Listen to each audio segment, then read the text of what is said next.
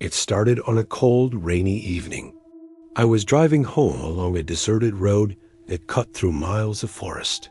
The storm was relentless, thunder shaking the car, rain blurring the windshield. My headlights barely pierced the darkness. Then, through the mist, I saw her. A woman in a long white dress, standing by the side of the road.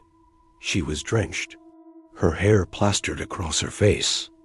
She raised her arm slowly, her hand trembling as she signaled for me to stop. Something inside me screamed not to, but I did. I lowered the window and asked if she needed help. Her voice was soft, almost fragile. Please, please take me home. She slid into the passenger seat without hesitation. The air inside the car grew icy, my breath fogging the glass. She gave me an address. I recognized it.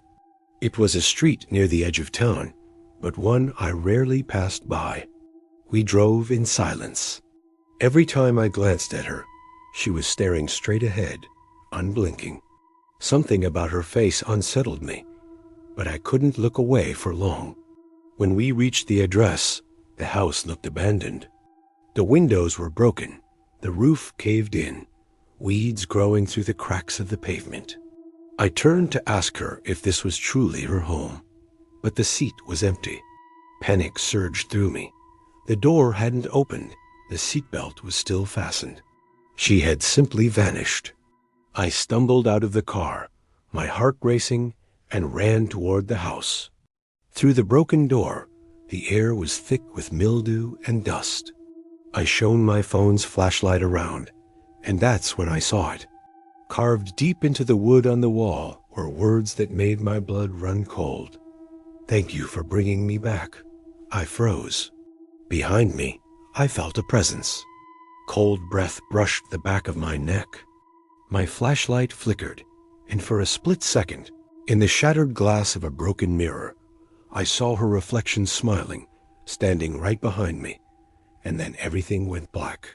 I woke up disoriented, my head pounding.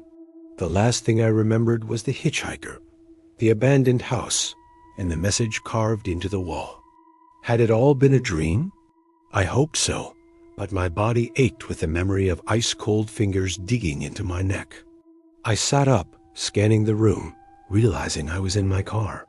Relief flooded me until I turned on the ignition and saw her. The passenger seat was empty. Then I remembered the address she had given me. It wasn't far. I sped down the road, my foot heavy on the gas, pulling up outside the house just as the sun began to set.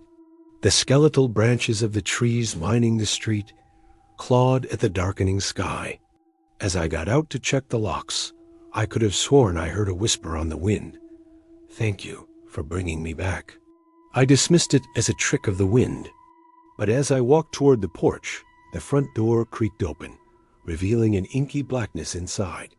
The windows were boarded up, their glass eyes staring blankly ahead.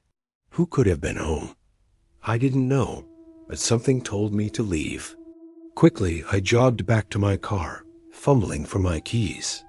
The engine roared to life, and I slammed my foot on the accelerator, tires screeching as I turned sharply onto the road. I dared not look back, though I could feel her gaze boring into my skull. In the rearview mirror, I saw the house receding into the darkness, but it wasn't the house that caught my eye. It was the girl.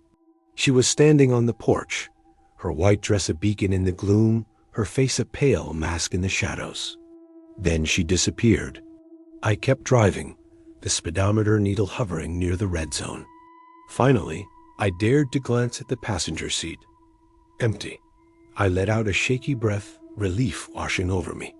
And then I saw it, scrunched in the corner, a white dress. My heart lurched. I slammed on the brakes, swerving off the road and into a thicket of trees. We had been in an accident. As I stumbled out of the car, dazed, I saw the dress floating on the wind. It was no longer white, but a deep, inky black. And on it, carved into the fabric, were the words, "Thank you for bringing me back." And suddenly, I understood. This was no ordinary hitchhiker. This was death itself, come to collect what was owed. And now I had signed my soul's contract with a single stroke of my car's bumper. With every fiber of my being, I wanted to scream, to cry out in terror, but no sound escaped my lips. My legs turned to lead, my vision blurred. In the distance, I saw the black-robed figure emerge from the trees. Her face was obscured by the shadows, but I knew who it was. The hitchhiker. She was here to collect on her fare. And now there was nothing, absolutely nothing, I could do to stop her.